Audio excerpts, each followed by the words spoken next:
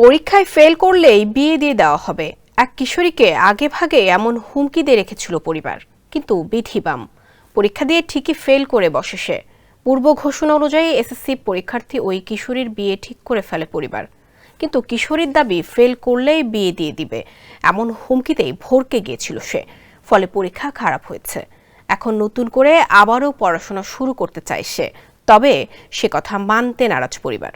ধুমধাম করে ওই কিশোরীর বিয়ে আয়োজন করে তারা, কিন্তু শেষ মুহূর্তে ঘটে চরম নাটকীয়তা। মিঠু দাস জয়ের প্রতিবেদন, জানাচ্ছেন মোর্শেদ আলম।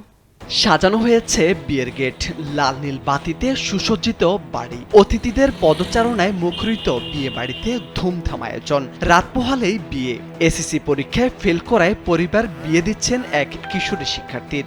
আর নয় সৌন্দর্য নিয়ে চিন্তা, এবার নিজেকে সুন্দর করে তুলুন স্টাইল ম্যানিয়াক্সের সাথে। সেজন্য বাড়িতে এত আয়োজন। এর মধ্যে রাতের আধারে হাজির হয় প্রশাসন। জানানো হয় বন্ধ করতে হবে বিয়ে, কারণ এই শিক্ষার্থী এখনো কিশোরী, তার বয়স এখনো 18 বছর হয়নি। তাই দেশের প্রচলিত আইন অনুযায়ী এটি বাল্যবিবাহ, সুতরাং বন্ধ করতে হবে বিয়ে। কিশোরীর পরিবারকে ডেকে অঙ্গীকার করানো হয় বাল্যবিবাহ দেওয়া যাবে না। মূর্খ মানুষ, 18 বছর হইলে যে বিয়ে হয় এটা আমরা বুঝি না, বুঝলে এমন ভুল করলাম না। আর তেমন হবে না, না আর হবে না। সুনামগঞ্জ জেলার ধর্মপাশা উপজেলার রাজনগর গ্রামে এমন ঘটনা ঘটে। বরের বাড়ি নেত্রকোনা জেলার বারাহাট্টা উপজেলায়। বৃহস্পতিবার দুপুরে তাদের বিয়ে হওয়ার কথা ছিল বলে জানা গেছে। আমরা ওই ঘটনাস্থলে পুলিশ পাঠাই, পুলিশ পাঠানোর পরে এসিলেন্স স্যার গেছেন, স্যার গিয়া মুসলেকা দিয়া বিবাহ বন্ধ করে দিয়েছেন।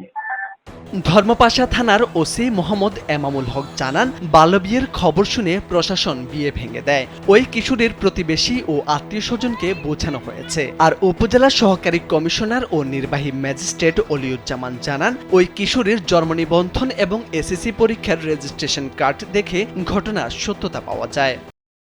জন্ম নিবন্ধন এবং পরীক্ষার প্রবেশপত্র দুটি যাচাই করি দেখি যে আসলেই তার বয়স 16 বছর 5 মাস। বাল্যবিবাহের অপরাধের জন্য সর্বোচ্চ সাজা হবে 2 বছর এবং জরিমানা হবে 50,000 টাকা। নির্বাহী ম্যাজিস্ট্রেটরা এই সাজা দেবেন। তবে এই অপরাধে কোনো নারী জড়িত থাকলে তার কোনো কারাদণ্ড হবে না, তাকে আর্থিক দণ্ড দেওয়া হবে। সাজা ও জরিমানার পরিমাণ বাড়িয়ে নতুন বাল্যবিবাহ নিরোধ আইন 2014 এর খসড়া নীতিগত অনুমোদন করা হয়েছিল। মোর্শেদ আলম, কালবেলা।